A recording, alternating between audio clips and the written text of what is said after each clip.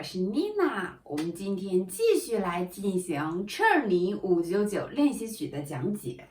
今天我们要进行的是第6课的练习。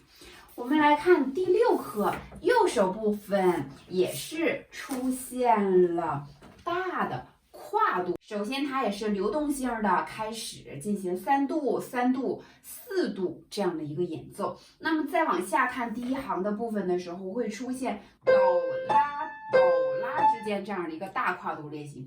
这个要求我们1指、小指在弹奏的过程当中，一定要保证它们的手指力度是一样的，所以我们要加强小指独立性的这样的一个练习。下行，上行，下行，最后我们完成了小半段的时候，我们完成了一个1指连续的击奏，往下来进行。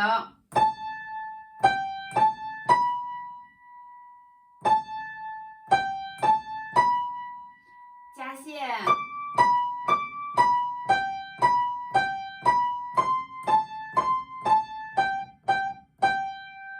通过妮娜的演奏可以看出，右手的练习相对于来说并没有那么难。我们只需要注意的是，哆拉哆拉完成6度大的跨度的时候，一定要加强5指、小指的一个练习，要保证哆和拉听起来力度是一样的才行。所以加强小指的练习是这一课的重点。那么这一课的另一个重点是左手部分的加线，还有左手连续进行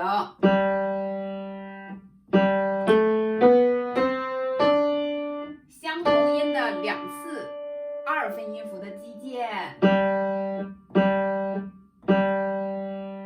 所以你看，演奏完第一行，你需要做的就是在3个小指搔搔搔的部分进行单独的练习。可能很多同学会出现塌指，或者是你的小指没办法立起来，整个手型塌掉的问题。所以在这一个部分，看似简单的3个音，我们必须做高抬指，完成有力的3次击奏，往下来。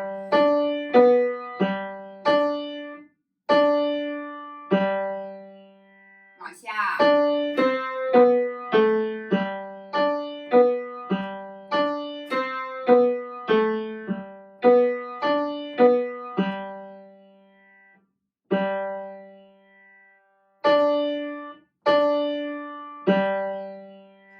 所以第6课我觉得练习的必要是非常大的，对于我们小指单独的力度、独立性都是一个很好的练习。虽然它只有短短的3行，但是同学们也要重视起来。第6课的练习是加强左右手5指独立性一个很好的小的练习，希望你也能采用上节课第5课妮娜讲的这个练习的3步来完成。好了，今天的视频就到这儿了，我们下次再见。